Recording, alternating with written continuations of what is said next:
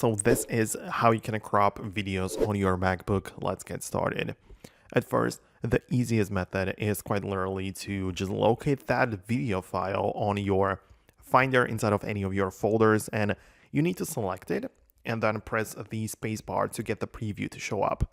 Right? You can also just right click on the image or the video and click on open with and then choose the preview. But essentially you want to get to this quick player, and above it, one of the options which are gonna pop up is the cropping tool. So it looks like an icon with like arrows pointing to one side and to the other.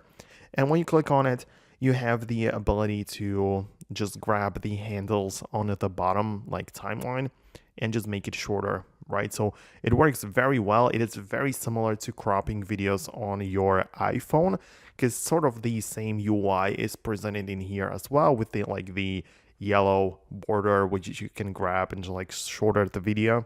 So it is really simple, and actually just shorten it down how much you want and then click on the done in the top right corner to save that result.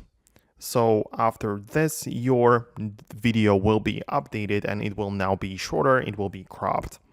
As you can see, this works, but it is kind of basic. If you only need this to make it shorter, then it might work fine, but for some additional like features, you will need to use a video editor.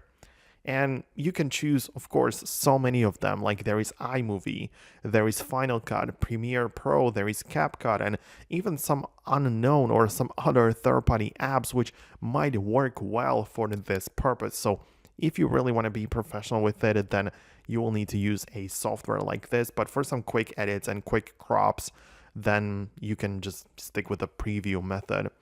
So that's it for me. Hopefully you managed to get it to work on your Mac.